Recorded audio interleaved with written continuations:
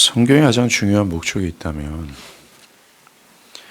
죄인을 하나님과의 합당한 관계로 인도해서 하나님을 영원토록 즐거워하게 만드는 것입니다. 이것이 교회와 기독교의 목적이죠. 이 중요한 목적을 성취하는 유일한 방법은 그리스도 안에서 그리스도를 통해 그리스도에 의해 이루어집니다. 그리스도께서도 친히 내가 길이요 진리요 생명이니 나로 말미암지 않고는 그 누구도 하나님께 갈 수 없다 라면서 당신만이 사람이 하나님께로 나아가는 유일한 길임을 선언하셨습니다.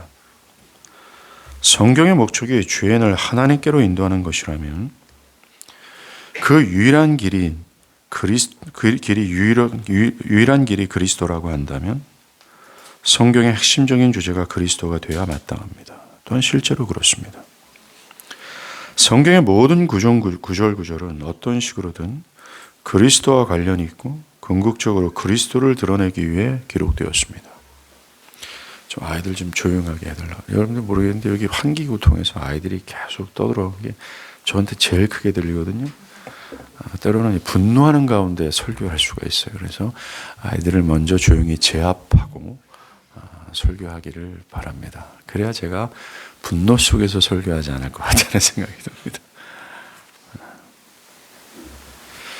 성경의 목적이 죄인을 하나님께로 인도하는 것이라면, 그리고 그 유일한 길이 그리스도라고 한다면 성경의 핵심적인 주제가 그리스도가 되어야 마땅합니다. 성경의 모든 구절은 어떤 식으로든 그리스도와 또 그리스도의 구원과 관련이 있고 궁극적으로 그리스도를 드러내기 위해 기록되었습니다.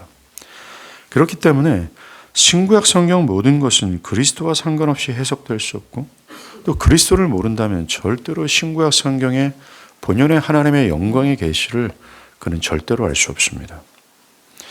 왜냐하면 신구약 성경 전체는 그리스도가 중심 존재이고 그리스도를 밝히는 데 목적을 두고 있기 때문입니다.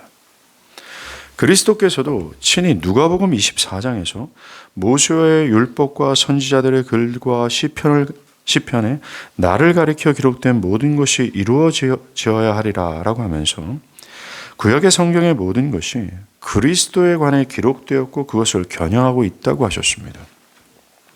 누가복음 24장에서 모든 성경에 쓴 바 자기에 관한 것을 자세히 설명하셨다라고 기록하면서 성경 전체가 그리스도를 밝히는 데 주력하고 있다라고 말합니다.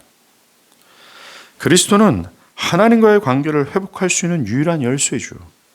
이 열쇠를 참되게 알지 못하는 한 또한 그는 성경 전체의 계시를 알 수 없고 기독교의 신앙을 참되게 할 수 없으며 나아가 그는 하나님과의 관계를 회복할 수 없으며 하나님을 즐거워할 수 없습니다. 신앙의 열쇠는 그리스도고 그는 누구인지를 아는 것에 좌우됩니다.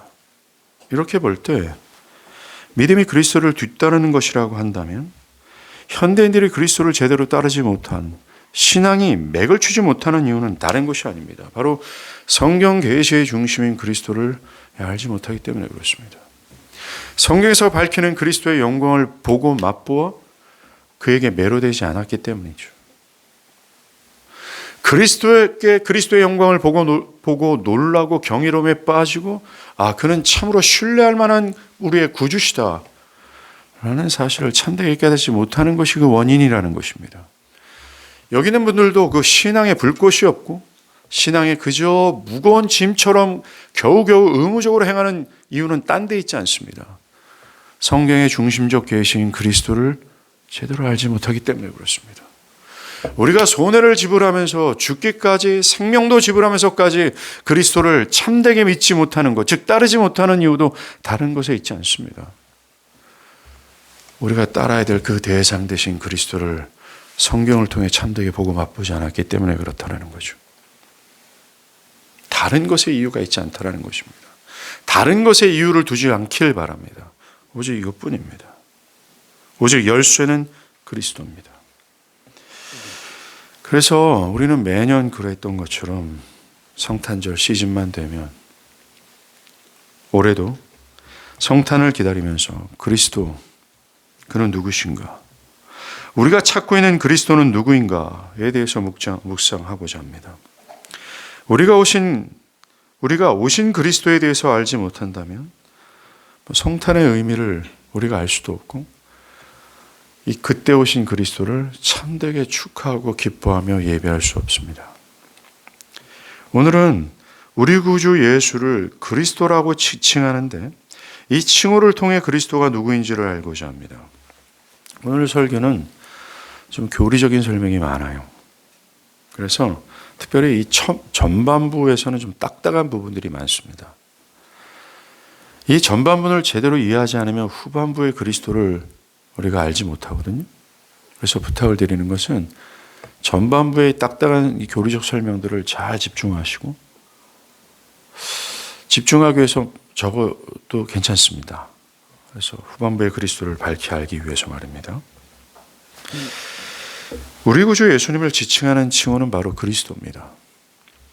신약 성경에서 우리 구주를 언급하기 위해 그리스도라는 칭호를 500번 이상 사용한 것을 보면 우리는 이 칭호에 대해 충분히 이해를 가지고 우리 구주를 바라봐야 함을 알 수 있습니다. 그리스도라는 헬라어 단어는 히브리 말로 메시아입니다. 그래서 메시아 그리스도는 똑같은 의미입니다. 둘의 의미는 같고 똑같이 나사렛 예수를 가리킵니다. 대표적인 예로 오늘 본문 사도 요한이 안드레가 베드로에게 나사렛 예수에 대해 증언한 것을 이렇게 기록했습니다. 우리가 메시아를 만났다 하고 메시아는 번역하면 그리스도라고 말이죠. 메시아, 그리스도 동일한 의미라는 것입니다. 메시아라는 단어는 흔히 기름을 붓다라고 번역을 합니다. 예배 의식에 쓰였던 물건들의 기름을 붓는 것은 그것들을 거룩하게 하는 것으로서 어떤 특정한 목적과 용도로 따로 떼어 구별했다라는 뜻입니다. 기름 부음을 받은 사람에게도 똑같은 의미가 적용됩니다. 구약에서 기름 부음을 받은 사람은 왕, 제사장, 선지자였습니다. 이들 모두가 메시아들이었어요. 그들 메시아들은 하나님께서 어떤 중대한 과업과 특별한 임무를 수행하도록 거룩하게 구별했습니다. 기름 부음을 받은 왕은 백성들을 보호하고 다스렸고 기름 부음 받은 제사장은 백성들의 죄를 사하여 하나님과 화목하게 하는 직무를 수행할 수 있었고 기름 부음 받은 선지자는 하나님의 말씀을 대언했습니다. 중요한 사실은 구약의 이 모든 메시아들은 모두 궁극의 메시아이신 우리 주 예수 그리스도의 직무와 사명을 예표한 모형이었다는 겁니다. 구약의 여러 왕, 제사장, 선지자들은 기름 부음을 받았고 따라서 그들은 메시아로 간주되었습니다. 그러나 이 작은 메시아들 중 그 누구도 약속된 궁극의 메시아, 구주로 확인된 적은 없었지만 그들의 기능은 약속된 참된 메시아의 직분과 사명에 대해 많은 것을 알려줍니다. 그러하게 우리는 이 구약의 메시아를 통해서 궁극의 메시아이신 우리 주 예수 그리스도를 잠재 만드는 거야. 포기하면 안 돼. 예린아, 어디 있니? 꿈에 가 있니? 절대로 포기하지 마세요. 여러분들, 신앙의 궁극의 열쇠는 그리스도입니다. 그리스도가 우리에게 무엇을 해줬는지를 우리가 참되게 이해하고 그것에 감격하기 위해서 우리에게 무엇을 해주신 그분을 알지 못한다면 신앙은 허상일 뿐이고 신앙은 맥을 추지 못할 수밖에 없어요.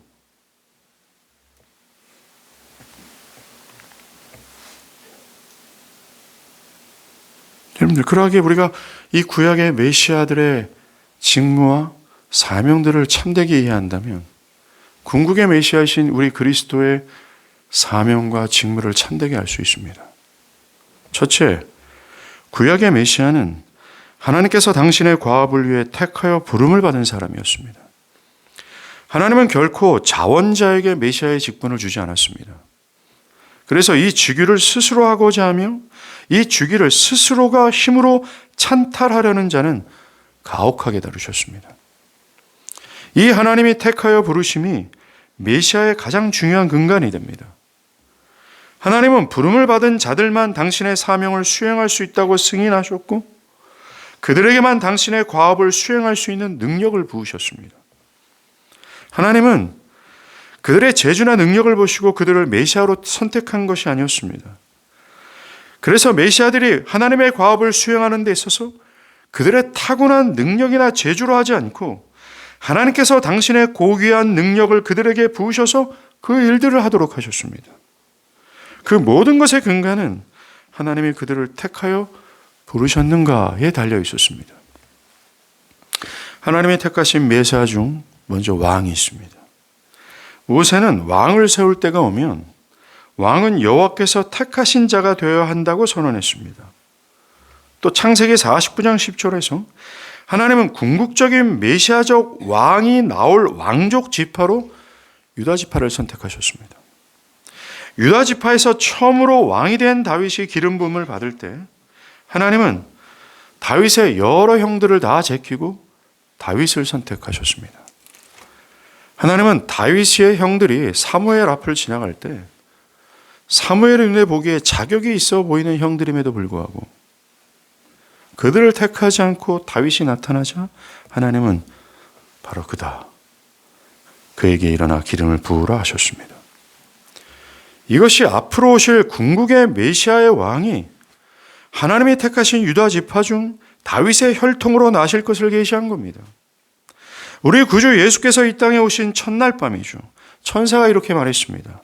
누가복음 2장 11절에 오늘 다윗의 동네에 너희를 위하여 구주가 나셨으니 곧 그리스도 주시니라. 즉 다윗의 혈통으로 오실 궁극의 왕, 구약의 모든 메사야들이, 작은 메사야들이 그렇게도 드러내고 밝히고 주목했던 그 다윗의 혈통으로 오실 그 왕이 다윗의 동네에 태어났다라는 선언이었습니다. 구유에 누우신 아기 예수는 우리의 궁극의 메시아 왕이십니다. 그리고 왕으로 선택받은 사람의 매우 중요한 사명이 있어요. 하나님께서 바사왕 고레스를 그의 기름 부음을 받은 고레스, 메시아로 불렀습니다. 그것은 하나님께서 고레스를 이스라엘 백성을 바벨론 포로 상태에서 구출하고 그들을 고향으로 돌아갈 길을 열어주기 위해 도구로 선택하셨기 때문에 그렇습니다. 이 고레스가 바로 메시아적 왕이 수행할 임무가 무엇인지를 밝힌 겁니다. 뭐예요? 죄의 포로를 있던 하나님의 백성들을 구하여 하나님 나라로 인도하는 그 직무라는 것입니다. 이것은 궁극적으로 오실 왕이신 예수가 죄로 인해 마귀의 포로로 있던 하나님의 택한 백성들을 하나님께로 인도하는 그의 왕적 사역을 예표한 겁니다. 또 성경은 선지자와 제사장도 선택되었다고 말합니다. 히브리서 5장 4절에서 하나님의 백성들의 죄를 사하여 하나님과 화목하게 하는 제사장에 대해서 이 종기는 아무도 스스로 취하지 못하고 오직 아람과 같이 하나님의 부르심을 받은 자라야 할 것이다 라고 말합니다. 민수기에서도 하나님이 아론과 그의 아들들을 제사장직으로 선택하여 기름 부으시고 그들에게만 이 직무를 맡기셨습니다. 중요한 것이 있는데 제사장의 직무를 위해 택함을 받지 않고 스스로 자원하여 이 직무를 할 수 있다고 주장할 경우 하나님은 가혹하게 심판을 하셨습니다. 민수기 16장을 보면 나단, 아비람, 고라가 아론을 향해 왜 너희들만 그런 짓을 하느냐, 우리도 할 수 있다 라고 하면서 자신들도 아론처럼 제사장의 직무를 수행할 수 있다고 주장하며 반역을 했습니다. 이것으로 그들은 하나님을 노엽게 했고 결국 하나님은 그들을 매우 특별하고 독특한 즉각적인 심판으로 땅이 입을 벌려 그들을 삼키게 하셨습니다. 그런 다음 민수기 17장에서 하나님은 아론이 제사장으로 선택되었다라는 것을 공적으로 공인하기 위해서 아론의 지팡이에서 꽃을 피게 하셨습니다. 이 교훈은 분명합니다. 오직 하나님께서 택하신 제사장만이 하나님과 죄인을 화목하게 하여 하나님께로 인도할 수 있다는 것이었습니다. 오직 메사야적 제사장만이 말이죠.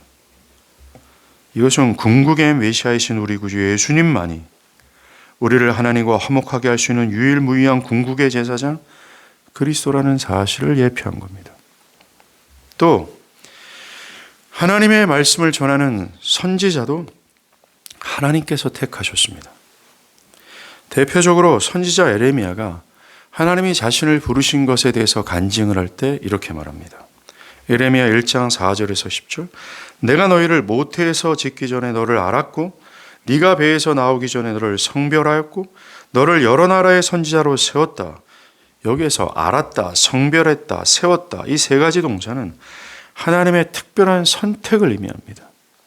즉 하나님께서 당신의 뜻을 계시할 전달할 선지자적 메시아는 하나님께서 구별하여 택한 자만 할 수 있다라는 말씀입니다.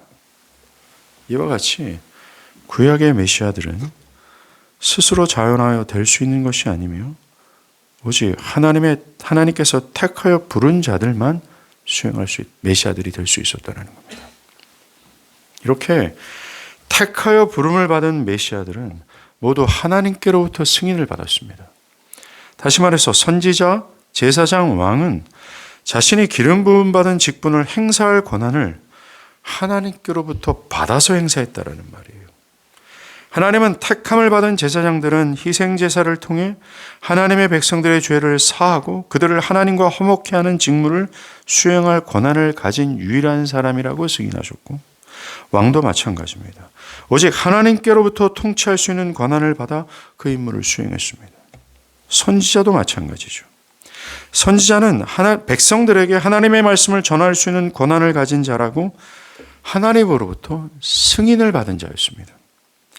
선지자라는 단어는 수동적인 개념을 가지고 있거든요. 즉 선지자는 하나님의 말씀을 듣고 그 다음에 들은 하나님의 메시지를 전달하는 사람이었습니다. 그들은 결코 임의대로 자기의 뜻을 전달할 수 없었다라는 것입니다. 철저히 수동적인 개념이었다라는 거예요. 그런데 스스로 자원하여 자칭 선지자라고 하는 사람들, 부름을 받지 않는 사람들이죠. 스스로가 하나님의 말씀을 전할 때 하나님은 노골적으로 그들을 배척했습니다. 하나님은 이런 거짓 선지자들에 대해서 에레미야 14장 4절에 선지자들이 내 이름으로 거짓 예언을 하도다. 나는 그들을 보내지 아니하였고 그들에게 명령하거나 이르지 아니하였거늘 그들이 거짓 계시와 점술과 헛된 것과 자기 마음의 거짓으로 너에게 예언하였다. 라고 말씀합니다. 중요한 것은 택함을 받은 참 선지자가 하나님의 말씀을 전한다면 어떤 식으로든 그 선지자의 말을 들어야 합니다. 왜요? 그것이 하나님의 말씀이기 때문에 그렇습니다. 중요한 사실은 하나님께 택함을 받아 승인을 받은 메시아들에게만 성령의 권세, 성령의 능력이 부여됐다는 거예요. 하나님은 항상 그 직무를 위해 하나님의 능력을 공급하시는데 그 능력이 바로 성령입니다.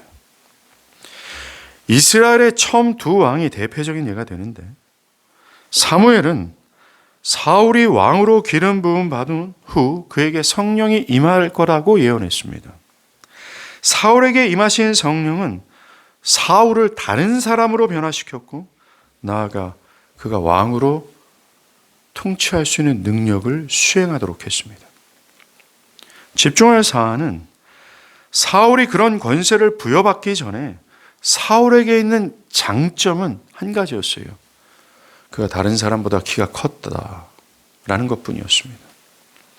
사울의 왕의 지도력은 그가 메시아로 부름을 받은 결과지 원인이 아니었다라는 겁니다. 사울이 왕으로 행사할 수 있게 된 원인은 그가 기름 부음을 받아 하나님으로부터 능력을 부여받았기 때문이라는 것입니다. 선지자도 마찬가지예요. 에스겔 선지자도 부름을 받기 전에 하나님의 영광을 보고 자신이 부정한 자요, 자격이 없는 자라는 사실을 깨달았어요. 그런 그에게 하나님은 성령의 능력을 부으셨고 그 자격 없고 부정한 자가 하나님의 선지자의 행위를 사명을 완수하고 또 하나님의 명령에 순종할 수 있게 되었습니다. 미가 선지자도 이렇게 말합니다. 오직 나는 여호와의 영, 즉 성령으로 말미암아 능력과 정의와 용기로 충만하여져서 야곱의 허물과 이스라엘의 죄를 그들에게 보이리라 했습니다. 이렇게 하나님의 말씀이 사람들에게 인기가 있든 없든 성령의 능력은 메시아에게 그 말씀을 담대하게 전할 수 있게 했습니다. 성령의 권세를 부여받은 것은 전파된 말씀의 궁극적인 성공을 보장했어요. 제사장도 성령의 능력을 부여받아 그 일들을 했다는 겁니다. 자, 지금까지 우리는 구약의 메시아들의 특징 그리고 그들의 직무를 살폈습니다. 이제 우리는 우리 구주 예수님께서 이들의 모든 특징과 직무를 자신의 한 인격에 담으셨다라는 사실을 신약 성경을 근거로 볼 거예요. 그걸 통해서 그가 궁극의 메시아임을 알 수 있게 될 겁니다. 예수님은 왕, 제사장, 선지자라고 하는 이 메시아적 사명과 직무를 모두 그가 유일한 중보자라는 사실에 모두 내포되어 있다고 할 수 있습니다. 바울은 디모데전서 2장 5절에 하나님은 한 분이시요 또 하나님과 사람 사이의 중보자도 한 분이시니 곧 사람이신 예수 그리스도다라고 했습니다. 그리스도가 하나님과 죄인들 사이에 유일하게 설 수 있고 또 중재할 수 있으며 그 문제를 해결할 수 있는 유일한 중재자라는 겁니다. 중보자로서 그분은 죄인을 속량하기 위해 세 가지의 직분을 행사하셔야 하고 결국 하셨습니다. 웨스트민스터 소요의 문답은 이렇게 말해요. 그리스도께서는 우리의 구속자로서 어떤 직무를 행하셨는가? 그것은 그리스도께서는 우리의 구속자로서 선지자, 제사장, 왕의 직분을 낮아진 지위와 높아진 지위 둘 다에서 행하신다. 선지자, 제사장, 왕은 죄로 인해서 하나님과 멀어지고 스스로는 하나님께 나아가지 못하는 사람에게 꼭 필요한 존재입니다. 타락전 인간은 창조주 하나님과 정상적인 관계를 맺고 있었습니다. 그러나 죄가 하나님과 사람 사이를 갈라놓았고 그 죄가 하나님의 영광에 이르지 못하게 했습니다. 아담 안에서 모든 사람들이 타락했을 때 사람은 죄에서 구원받기 위해 필요한 하나님을 아는 지식을 잃어버렸습니다. 그래서 그들에게 하나님과 하나님의 뜻을 알려줄 선지자가 필요했습니다. 또 인간이 타락했을 때 인간은 자기들이 창조되었을 때 가졌던 의와 참된 거룩함을 잃어버려서 하나님께 나아갈 수 없었습니다. 그래서 자기들을 하나님과 화목하게 할 수 있는 제사장이 필요했습니다. 또 인간이 타락했을 때 인간은 자기들을 속박할 권세를 가진 마귀 원수의 노예가 되었습니다. 그래서 인간에게는 자신들의 영혼의 원수를 정복하고 자신들이 구원할 왕이 필요했습니다. 하나님은 놀라운 은혜로 자신의 하나밖에 없는 사랑하는 아들 메시아를 통해 인간의 이러한 필요를 완전하게 채우시고자 작정하셨고 결국 그렇게 하셨습니다. 그것이 시작이 바로 크리스마스예요. 크리스마스는 이 은혜의 계획의 첫 행동이었고 참이신 참된 메시아가 오신 장엄한 날이었습니다. 예수 그리스도는 궁극의 메시아로서 모든 작은 메시아들이 가지고 있는 공통의 특징과 세 가지 별개의 직분, 그들의 모든 의미와 사명들을 자신의 한 인격에 다 담아내셨습니다. 그리고 그는 그 모든 것을 하셨습니다. 예수 그는 누구인가? 그는 그리스도 메시아입니다. 모든 메시아들에게 적용된 세 가지 공통된 특징이 있지 않았습니까?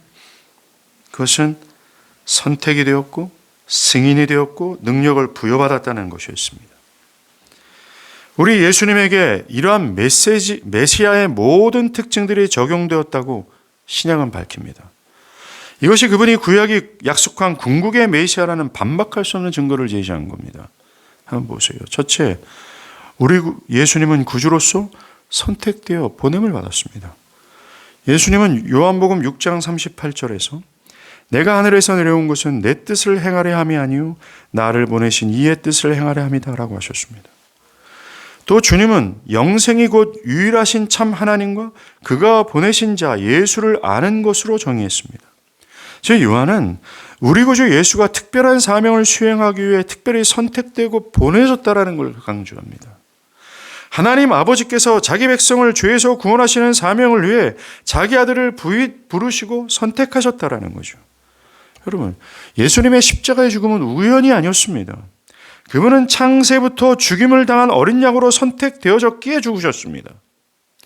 그리스도가 어린 양으로 비유되는 것은 구약 성경의 렌즈로 볼 때 그분이 백성의 죄를 속량하는 적절한 제물로 특별히 선택된 것을 암시합니다. 모든 어린 양이 속죄를 위한 제물이 될 수 없었습니다. 오직 흠없고 점없는 어린 양만 택감을 받았던 것처럼 그리스도도 마찬가지입니다. 그리스도는 베드로 사도가 1장에서 흠없고 점없는 어린 양이신 그가 창세전부터 미리 알리신 바 된 이신, 이 말세의 너희를 위하여 나타내신 바 되신 분이라고 하듯이 그리스도는 능히 우리를 속량하기에 충분한 조건과 자격을 갖추었기에 하나님은 택하셨습니다. 또 누가복음 22장 22절에서 인자는 이미 작정된 대로 가거니와 라고 말한 것처럼 예수는 우리의 모든 죄를 속하기 위해 작정된 분이셨습니다. 구약의 작은 메시아들이 하나님께 특별히 선택을 받은 것과 같이 신약 성경은 우리 궁극의 메시아이신 그리스도 또한 하나님께 택함을 받았다고 강조합니다. 그리스도가 택함을 받았어. 그리스도는 부름을 받았어. 창세전부터 그는 작정되었던 분이야 라는 걸 강조하면서 봐라, 예수가 궁극의 메시아다 라고 신약은 지목하고 있는 겁니다. 둘째, 예수님은 구주로서의 사역을 위해 하나님으로부터 승인을 받았습니다. 예수님이 세례를 처음 받을 때죠. 하늘에서 승인을 선포하셨습니다. 주님이 공생의 일을 시작하기 전 회개의 세례를 베푸는 요한의 세례를 받으셨습니다. 여기서 생각할 것은 세례 요한이 분명히 예수님을 가리켜서 세상 죄를 지고 가는 하나님의 어린 양이다 라고 했죠. 하나님의 어린 양이다라는 것은 흠이 없고 점이 없는 완전 무결한 분이라는 사실을 선포한 겁니다. 그런데 그 죄 없으신 분이 회개의 세례를 받았다라는 겁니다. 회개의 세례를 받을 필요가 없는 그분이 말입니다. 그것은 그가 공개적으로 자신을 죄인들과 동일한 존재라는 사실을 드러낸 거예요. 이것은 예수 자신이 죄로 인해 하나님에게서 멀어진 죄인들을 중보하기 위해 자신이 죄인이 되어서 죄인들의 형벌을 대신 받으시는 입장으로 낮아지셨다라고 하는 이 메시아적 사명을 공개적으로 선포한 겁니다. 흠도 없고 점도 없는 그분이 스스로가 죄인이 되셔서 회개의 세례를 받으심을 통해 내가 바로 너희들의 모든 죄들을 감당하여 너희 죄들을 사할 궁극의 메시아라는 사실을 증거한 겁니다. 집중할 것은 구약의 여러 메시아들은 우리 주님처럼 하늘에서 이런 명시적인 승인을 받은 적이 없었습니다. 오직 그리스도뿐이었다는 겁니다. 예수는 메시아 중 궁극의 메시아가 맞습니다. 셋째, 예수님도 구약의 메시아들처럼 성령의 권세를 부여받으셨습니다. 공생애를 사역을 시작하는 예수가 세례를 받을 때 그에게 주어지는 성령의 권세가 얼마나 중요하기에, 왜요? 예수가 구약의 선지자들처럼 성령을 부여받음으로 그가 궁극의 메시아임을 증거하기 위해서 말이죠. 그래서 4개의 복음서는 모두 이 사건을 밝힙니다. 이 사건은 구약 성경을 근거로 본다면 우리 구주 예수가 오실 궁극의 메시아들 중 참 메시아라는 확실한 증거를 강조하기 위해 성령의 계시의 말씀이 맞습니다. 요한복음 1장 33절에서 세례 요한이 성령이 내려서 누구 위에든지 머무는 것을 보거든 그가 곧 성령으로 세례를 베푸는 이인 줄 알라라고 했습니다. 성령의 내려짐은 예수가 메시아라는 사실을 증거하는 겁니다. 이와 같이 예수님은 구약의 모든 메시아들의 특징인 택함, 하늘로부터 승인을 받으심, 성령의 권세를 부여받으심, 이걸 통해 그가 이것을 다 담고 있었고 이 사실을 통해 그가 구약 성경에서 예언되고 지목되었던 궁극의 메시아 그리스도임이 틀림없습니다. 예수는 그리스도입니다. 약속되어진 분, 우리를 죄에서 완전하게 속량하실 유일한 분, 그는 오셨고 지금도 당신의 사역을 메시아로서 하고 계십니다. 그에게 엎드려 경배하고 그에게 타락하여 하나님께 나아가지 못하는 모든 죄인들은 구원을 호소해야 마땅합니다. 그렇습니다. 예수는 궁극의 선지자입니다. 웨스트민스터 소요리 문답은 그리스도가 선지자의 직분을 어떻게 수행했는지를 정의합니다. 그리스도께서는 그분의 말씀과 영으로 우리를 구원하시려는 하나님의 뜻을 우리에게 계시함으로 선지자의 직분을 수행하신다. 간단히 말해서 선지자는 인간에 대한 하나님의 대변자입니다. 그렇다면 하나님이시고 하나님의 아들보다 하나님을 더 잘 대변할 수 있는 사람이 어디에 있겠습니까? 히브리서 기자도 마지막에는 하나님의 영광의 광채요 그 본체의 형상이신 주 예수를 통해 말씀하셨다라고 하면서 예수가 마지막 선지자, 궁극의 선지자라고 선언했습니다. 그리스도가 궁극의 선지자라는 첫째 증거는 그가 하는 모든 말이 성부 하나님에게서 왔다라는 것입니다. 예수님이 요한복음 여러 곳에서 내 교훈은 내게 아니다. 나를 보내신 이의 것이다 라고 했습니다. 모든 선지자가 자기 임의대로 말한 것이 아니라 하나님이 그에게서 말씀하시고 그 들은 바 말씀을 전했던 것처럼 그리스도도 마찬가지였습니다. 하나님은 선지자의 입에 말씀을 두시고 선지자는 그 말씀을 하나님을 대신해서 선포했죠. 이와 같이 예수님도 하나님의 말씀과 하나님께서 하라고 하신 일들만 하셨다라는 겁니다. 그럼 예수님이 하나님이 전하라는 말을 듣고 하나님이 하라는 것을 행하셨을 때에 유대인 사이에 분열과 논쟁이 벌어졌어요. 그들이 예수님께 나와서 당신이 그리스도면 밝히 말하라 라고 질문했습니다. 그도 그럴 것이 예수님에 대해서 반감을 가지고 있던 유대인들도요, 구약 성경에 능통했기 때문에 구약에서 얘기한 메시아의 모습을 이 예수가 담고 있다는 것을 알 수밖에 없었습니다. 그래서 물은 겁니다. 정말 당신 그리스도가 맞냐? 그러면 분명히 밝히라 라고 물은 겁니다. 그들의 물음에 대해서 예수님은 뭐라고 얘기해요? 나와 아버지는 하나다라고 말합니다. 결론적으로 이 말의 의미는 자신이 구약에 지목하고 약속하고 예언했던 궁극의 메시아다라는 사실을 밝힌 겁니다. 그러면 내가 너희들이 기다렸던 메시아다라는 사실을 밝혔다면 그 밝힘의 목적이 먹혔어야 돼요. 그런데 그들은 겸손하게 복종해야 됐음에도 불구하고 예수를 거절하고 그들을 죽였습니다. 예수님은 내가 내 아버지께 들은 것을 다 너에게 알게 하였다라고 하셨어요. 그분은 내가 스스로 아무것도 하지 아니하고 오직 아버지께서 가르치신 대로 이것을 말한다라고 말했습니다. 이처럼 그리스도는 자신이 성부가 지시한 대로만 말하고 행하셨다라고 여러 차례 말해요. 예수의 말은 다 하나님 아버지의 말입니다. 예수의 행하신 모든 것은 아버지께서 보이신 사명입니다.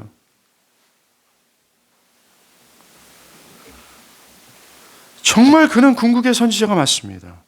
그렇기 때문에 베드로가 구약을 이용해서 너희가 무엇이든지 그의 말을 들을 것이라 누구든지 그 선지자의 말을 듣지 아니하는 자는 백성 중에서 멸망을 받을 것이다 라고 했습니다. 유대인들은 밝히 드러난 예수의 그리스도 되심에 대해서 순종해야 했습니다. 그럼에도 불구하고 그들은 예수를 거부하고 죽였습니다. 결국 그들은 베드로의 말대로 그들의 영혼을 멸망으로 떨어뜨리는 꼴이 되었습니다. 여러분들, 이것은 예수께서 이 땅에 계실 때만의 진리가 아닙니다. 오늘날에서도 진리예요. 모든 사람들은 현재 이 신구약 성경의 계시를 통해서 들려지는 그리스도의 모든 말씀을 듣고 받아들여야 됩니다. 만약에 이 선지자의 말을 받아들이지 않을 경우에 그들은 분명합니다. absolutely 멸망을 받게 될 겁니다. 예수님의 선지자적 직분의 두 번째 증거는 그가 미래에 대해서 예언했다라는 거예요. 여러분들, 미래에 예언하는 것은 선지자가 하는 일이었습니다. 미래를 정확하게 예언하는 능력은 그 선지자가 진짜인지 아닌지를 판가름하는 매우 중요한 시금석이었습니다. 이런 측면에서 예수는 참 선지자가 맞습니다. 그것을 증명하는 한 가지 예언이 뭐예요? 내가 죽은 자들 가운데서 3일 만에 부활할 거다라고 예언하셨잖아요. 그리고 그는 그 예언대로 죽은 자 가운데서 다시 살아나셨습니다. 그런 참된 선지자며 분명히 궁극의 선지자가 맞습니다. 또 그가 선지자적 메시아임을 증거하는 것 중 하나가 바로 기적사역입니다. 복음서는 예수가 병자 고치고 귀신 내쫓고 눈먼 자를 보게 하고 귀머거리를 듣게 하고 죽은 자를 살리는 일들로 가득 차 있습니다. 이런 기적이 예수가 선지자임을 증명하는 사건이라는 겁니다. 그는 참 선지자입니다. 그가 아니면 결코 우리는 하나님의 뜻을 알 수 없고 하나님께로 나아갈 수 없습니다. 또 예수님은 참 제사장이십니다. 웨스트민스터 소율의 문답은 그리스도께서는 하나님의 공의를 만족시키고 우리를 하나님과 화목하게 하기 위해 단번에 자신을 제물로 드리심으로 우리를 위해 계속해서 중보하심으로 제사장의 직분을 수행하신다라고 했습니다. 구약의 모든 제사는 궁극적으로 그리스도께서 죄인을 사하시는 사역을 예표한 거예요.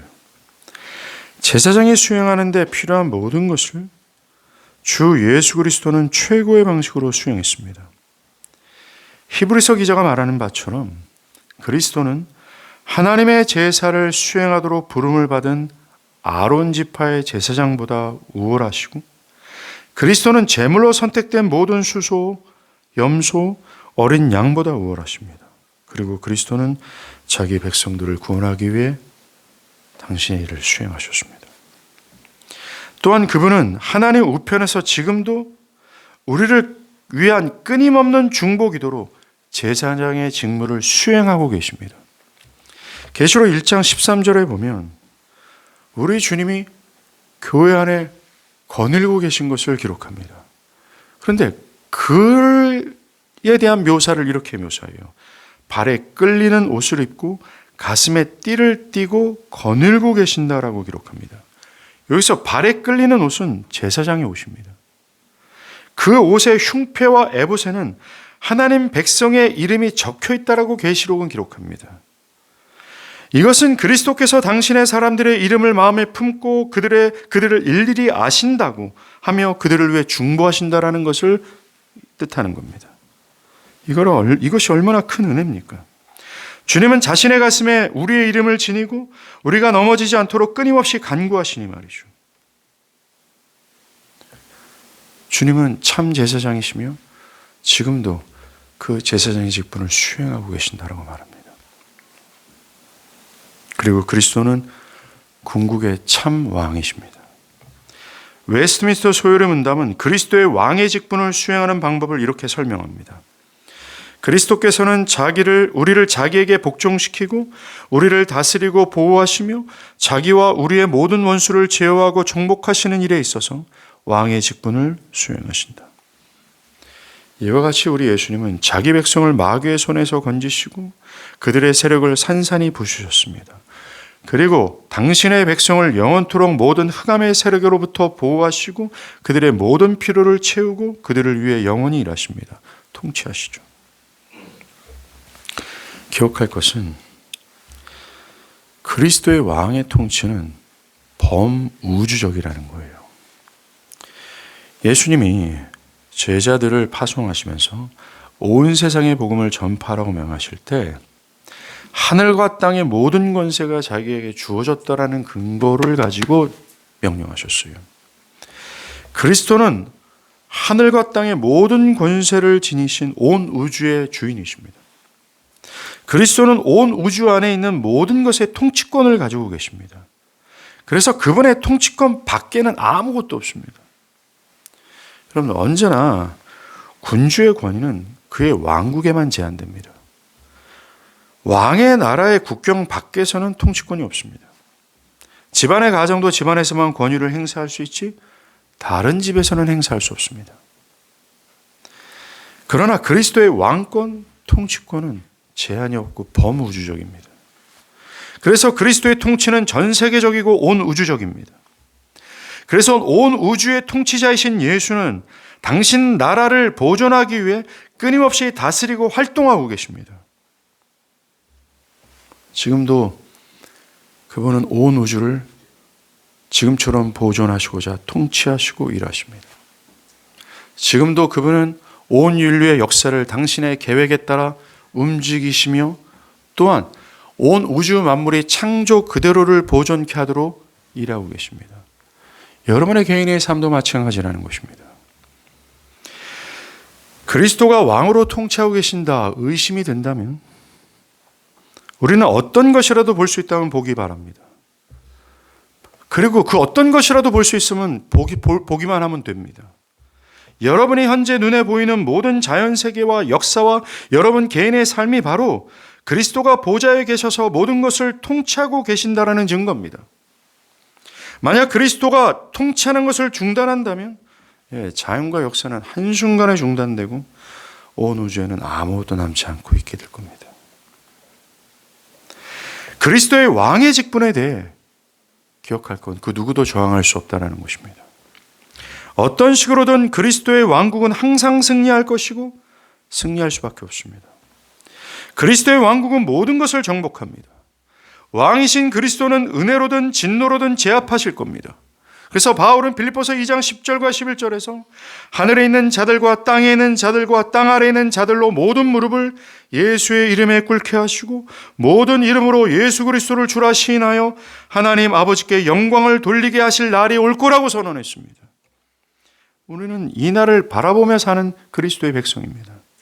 그러니 그리스도께서 온 우주와 현재와 미래를 통치한다는 사실을 믿고 담대하고 소망을 갖기를 바라요. 그리스도, 그는 누구인가? 성경은 그가 메시아라고 밝혔습니다. 그리스도 예수가 저와 여러분을 유일하게 하나님과 화목하게 할 수 있는 메시아입니다. 하나님께로 인도할 수 있는 메시아며 하나님을 영원토록 즐거워할 수 있는 길이요 진리요 메시아라는 겁니다. 저와 여러분 모든 인류는 이미 오셔서 자신의 메시아적 직을 완성하신 그리스도를 향해야 합니다. 예수가 우리를 하나님과 화목케 할 궁극의 참 제사장이고 우리를 위해 원수 마귀를 괴멸하여 통치할 참된 왕이시며 우리에게 하나님의 궁극의 구원의 뜻을 알리실 참 선지자입니다. 오직 예수 그리스도만이 이 세 가지의 메시아의 특징을 한 인격에 담았고 그분은 이 세 가지를 이행할 수 있는 유일한 메시아입니다. 신약 성경은 미치도록 이 사실을 강조하고 드러내는 데 있습니다. 그리스도의 속량과 그리스도의 죽음과 하나님 아버지께서 그리스도의 죽음 안에서 행하신 그 모든 일이 참된 의미가 되기 위해서 우리가 알아야 될 것이 그렇게 행하시고 그렇게 성취하신 그리스도가 바로 메시아라는 사실을 알고 확신하는 것입니다. 그 일을 행하신 분이 어떤 분인지를 알지 못한다면 그 일을 행한 것에 대한 의미는 우리 가운데 제대로 와닿지 않게 될 겁니다. 그분은 선택되고 승인받고 성령의 부어주심으로 구약 성경 전체가 그 메시아들을 통해서 말하고자 했던 궁극의 메시아였어요. 그분이 하신 일이 참 일입니다. 그분이 하신 그 일이 우리가 매달려야 될 그 일이라는 겁니다. 그가 아니면 그 누구도 하나님 아버지를 알 수 없고 그분께 나아갈 수 없습니다. 그가 아니면 그 누구도 마귀의 권세에서 벗어날 수 없고 그가 아니면 그 누구도 하나님과 화목될 수 없습니다. 구원은 절대적으로 그리스도 한 분만을 통해서만 가능하게 됩니다. 유일하신 메시아는 예수 그리스도뿐입니다. 여러분들은 그분을 믿어야 되고 그분께 매달려야 합니다. 나아가 그분만을 경배하고 그분만을 예배해야 된다는 거죠. 성탄 축하의 밤에 우리는 그분을 향해야 된다는 겁니다. 그분을 드러내야 된다는 것이죠. 그리고 무엇보다 여러분 그가 하신 말씀을 면밀히 분별하여 알고 그가 행하신 그 일들, 그가 하신 모든 말씀들을 면밀히 알고 겸손히 따라야 합니다.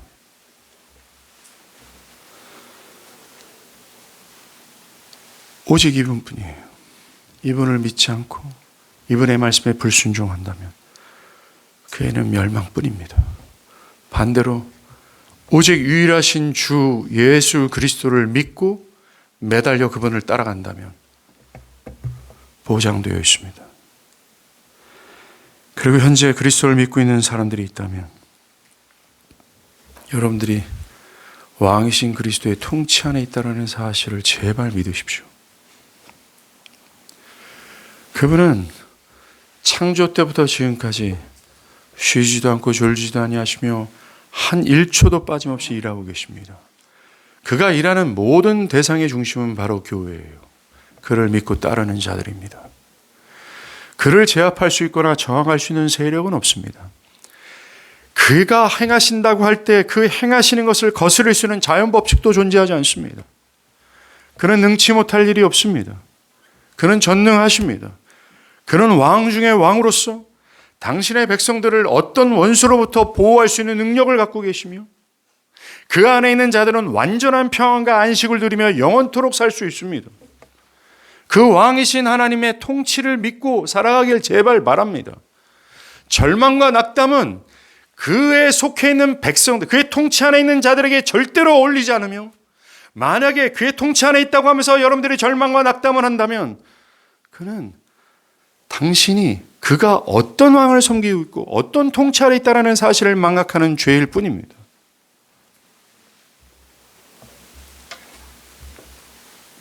그가 누군지 그가 누구입니까? 그가 바로 그리스도입니다. 기도하시겠습니다.